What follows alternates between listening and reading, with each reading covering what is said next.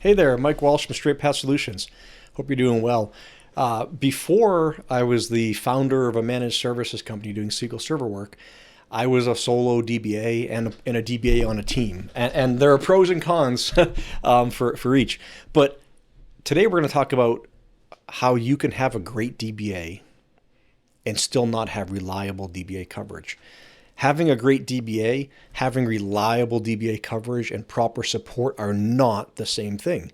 You may have an amazing DBA. They know a whole bunch about their strengths. They're really good. They speak. Maybe they go to conferences. They absorb knowledge. They share knowledge.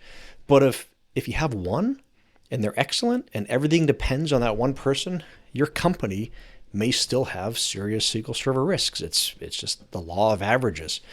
This is not about whether your DBA is committed. It's not about if they're great. It doesn't matter about their training.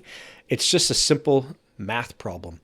Can one person realistically provide the coverage that you need every hour of every day, of every week of the year? When that person is not available, turns out, in spite of what people think, DBAs don't mind taking vacation sometimes. And sometimes our families like us to not take it with our phones. But when that one person is not available, who has the access? Who has the experience? Who has the context to step in and help make a difference? A strong DBA can still have specialties. The person who is excellent at performance tuning might not be the person who spends every day building DR architectures or planning cloud migrations or even doing SQL Server upgrades. You can be a DBA at a single company and maybe only do one upgrade in your whole career because all you companies are so slow to upgrade. Look at all the SQL Server 2016s out there, which is end of life for a month now. Completely end of life, end of support, end of everything. But that's normal. It's normal for a DBA to not be deep in everything. The risk comes when you expect that one DBA you have to be your service broker expert, your replication expert for that one time you need them, the AG expert, the performance expert, the DevOps expert, and it's all on one person's shoulders. And that's not all. One of the major problems that has plagued every solo DBA that I've ever talked to and made me mad at the companies I was at when I was the only DBA, it's that you look bad, you feel bad because the urgent work always wins. It just does. The urgent work, it keeps getting done. The dangerous part is sort of what we push to next week, next month, next year, or the stuff that just gets left behind until we quit and the new person comes in and says, whoa, that DBA before me was terrible. No, they weren't. They just didn't get a chance to do restore testing and documentation and upgrades and all the right patching and capacity planning and save a little bit of money on the performance tuning because all of that work got unfinished. Not because they didn't care. They do care. Most DBAs really care. We're sort of a strange personality type that wants to own the world and change everything. But the day-to-day work, it always wins. The meetings, the stuff you get sucked into when you're full-time. Your 40 hours a week for a DBA isn't all spent doing DBA stuff, especially when you're at a company and the time is free because it's considered part of like your job. They don't think of the hours you're doing. So the urgent wins.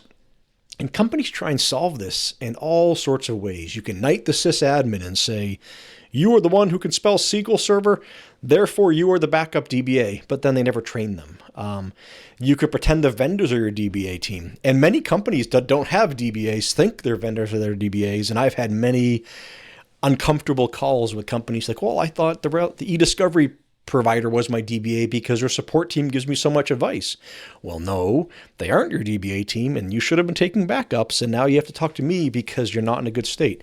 So that happens. They just, you think you can make the vendor be your DBA.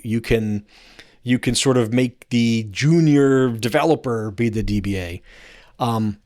And one thing they'll do is my favorite is they come and say, well, we can't give you any help, can't hire anybody, won't even bring in a contractor, but we'll buy you whatever monitoring tool you want. Maybe, although the monitoring tools are getting expensive, so maybe they won't even do that. But an alert from a tool is not a resolution. Monitoring is valuable. But monitoring is not DBA coverage.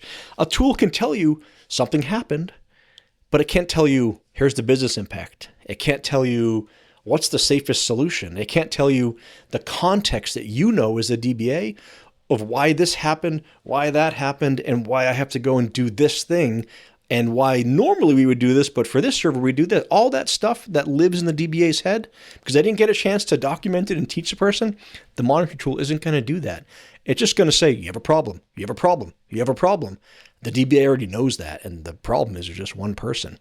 And the monitoring tool doesn't make sure the problem stays away. It temporarily band-aids it by turning the alert off or whatever, and then it comes back. So what can healthy coverage look like for your company? It doesn't necessarily mean hiring 5 full-time DBAs, though many big companies do. It means that more than one qualified, trained person can respond. It means that access is already in place for that person. It means ownership is clear. It means the SLAs and the we do this when this happens is already there.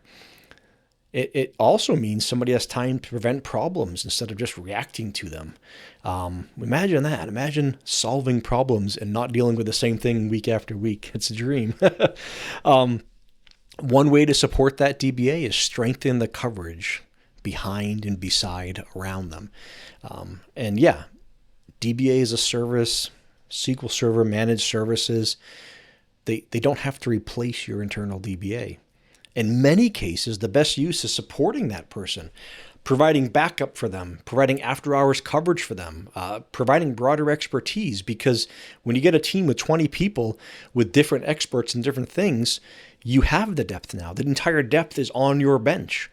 And finally, enough capacity to do that proactive work, whether it's the folks helping do the proactive work, or whether it's your DBA doing the proactive work while the folks helping do the boring grunt work of respond to the alerts. So at the end of the day, you should ask your DBA this one question. When you're not available, who can really take over your work? Who can confidently become the DBA? If the answer is unclear, or they laugh, or they say, don't worry, I just won't go on vacation, or I'll take my laptop with me, that doesn't mean you have a bad DBA.